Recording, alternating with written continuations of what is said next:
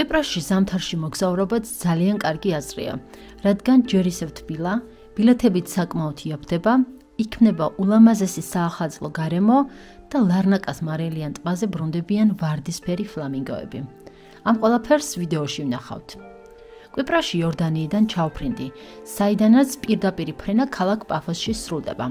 პაფოსიდან კი ქალაქ ლარნაკაში გავემგზავრე, რომელიც 2 საათის სავალზეა. ზღვისპირა ქალაქი ლარნაკა საშობაოდ მორთული დამხვდა. აქ განსაკუთრებულად აღნიშნავენ შობას. ევროპის მოედანზე სხვადასხვა აქტივობები და წარმოდგენები იმართება. ადგილობრივები მოუთმენლად ელიან სადღესასწაულო ატმოსფეროს შექმნას და ყველაფერს აკეთებენ თავისი ქალაქის გასალამაზებლად.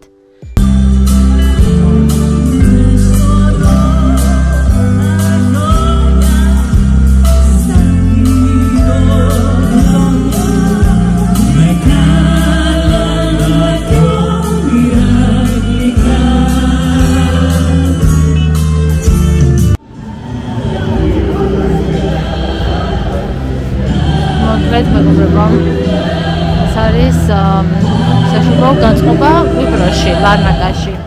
თუმცა ზამთრის სეზონზე ტურისტების მთავარ ყურადღებას მაინც ლარნაკას ცნობილი მარილიანი ტბა იქცევს, სადაც ნოემბრიდან პირველი წვიმის შემდეგ 10,000-ობით გადამფრენი ფრინველი მიგრირებს და ულამაზეს გარემოს ქმნიან.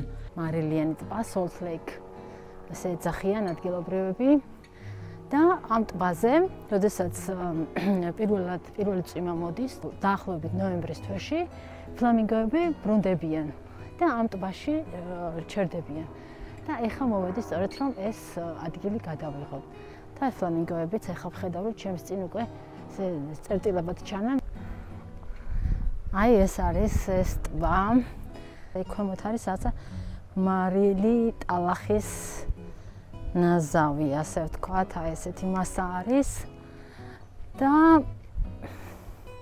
მაქსიმალურად შევეცდები, რომ სანამ ფეხი არ ჩაეფლობა, ისე სიახლოვეს მივიდე. აქვე არის აეროპორტიც, აი ხედავთ თვითმფრინავი აფრინდა, ეს არის ლარნაკას საერთაშორისო აეროპორტი. ფლამინგოები ხშირად ადგილს იცვლიან, რადგან ადამიანებს ერიდებიან და მათი ნახვა ტბის სხვადასხვა მხრიდან არის შესაძლებელი. ადგილზე მისულს ფლამინგოები საკმაოდ შორს დამხდნენ. ფაქტიურად მთელი ქალაქისთვის უნდა მომევლო და მეორე მხრიდან მენახა, სადაც ტრანსპორტიც არ მიდის. მხოლოდ ფეხით ან მანქანით არის შესაძლებელი მისვლა. შორიდანვე ისე ლამაზად გამოიყურებოდნენ, გადავწყვიტე წავსულიყავი მეორე მხარესაც და მენახა რაც შეიძლება ახლოდან. ვაგრძელებ ფლამინგოებისკენ მიმავალ გზას. საკმაოდ გრძელი მანძილი აღმოჩნდა, ვიდრე რუკაზე ჩანდა.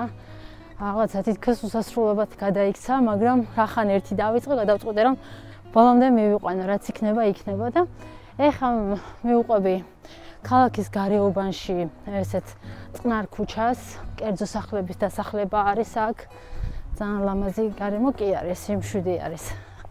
და გზადაგზა სხვადასხვა სიტუაციები ხდება მოკლედ.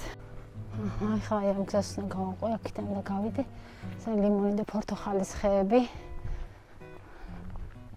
ტროპიკული, ძირითადად ტროპიკული სახეობა არის აქ. აი აქვე არის ასევე ზეთისხილი, დამწიფებული ასხია ეს შავი, რომელიც არის. აი. ძალიან ლამაზად.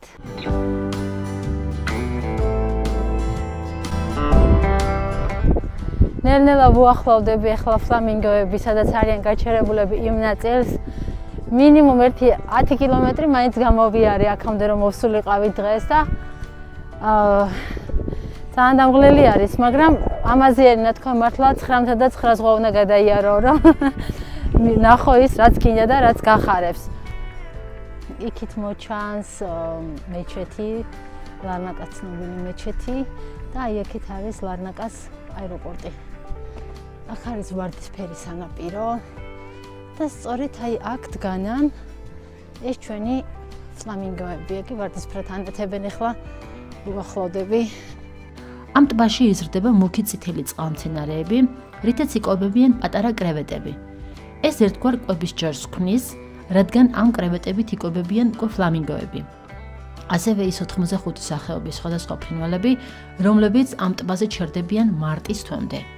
ადგილზე მისულს ეს სილამაზე დამხვდა. ისინი ჯგუფურად ფერადად იდგნენ ტბაში და სიამოვნებას იღებდნენ საკვების მოპოვებით. აი გამოჩდნენ, ვარდისფრად დგანან, თრიკიდო შორს არიან, მაგრამ რა შედარება მაგენ წვერზე ავალი ხა იმ გორაზე და იქიდან მაქსიმალური ახლოს არის უკვე და შევეცდები რომ გადავიღო ფოტოც ვიდეოც. ეს ბილიკი აი ესე დასახლება გავიარეთ, აი ეს ნაწილი მთლიანად. აი ეს წამოვედი და აი ამ მინდვრებზე უკვე ამოვედი აქ. ისეთი ლამაზი არის რომ ნამდვილად ღერდა ამ ყველაფერს გავლა.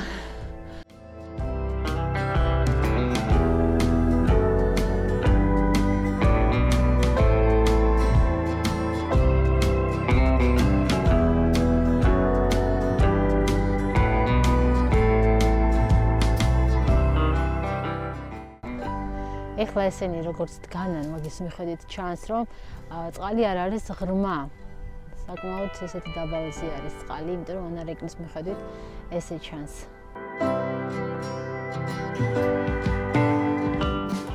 ეხლა კამერითაც გადავიღე, მაქსიმალურად მოვიყვანე ახლოს ეს ფლამინგოები და შედეგს უკვე ვიდეოში გაჩვენებთ.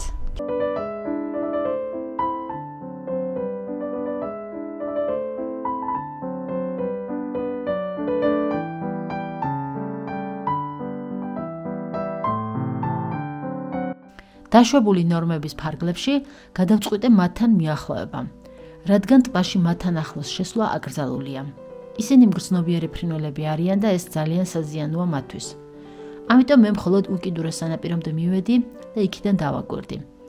აი მთლიანად მარილი არის ეს სანაპირო და აი ამოდის წყალი. ფეხს რო ვადგავ, უშტებად ამოდის, მაგრამ ნუ არ ვიძირები. ესე გამოჩნდნენ. აი ესეთი საყვარლები არიან, აი ესეთი ლამაზები. აი.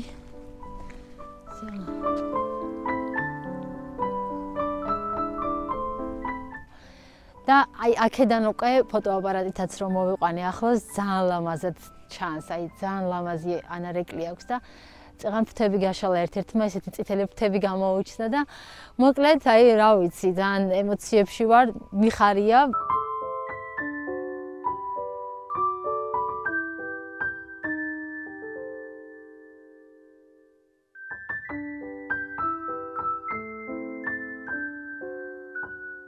ქალაქში დაბრუნებულმა კი გემრიელი ტრადიციული კვიპროსული კერძები დავაგემოვნე. ბერძნული გირო, ცნობილი ბერძნული გირო, ბერძნული სალათი და ბერძნული ყავა, ფრაპე, რომელსაც ყველა ბერძენი სვავს ყოველ დღეში რამდენჯერმე.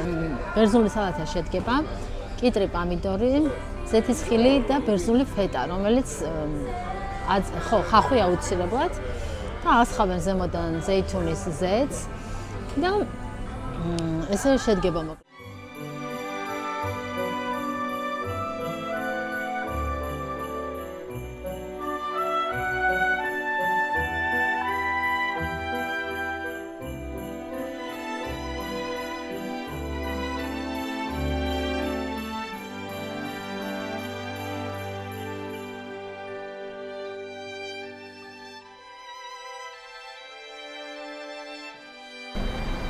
ლარნაკადან აეროპორტის მიმართულებით მიდის 425 ნომერი ავტობუსი. ეხლა ამ ავტობუსს ვევაგები.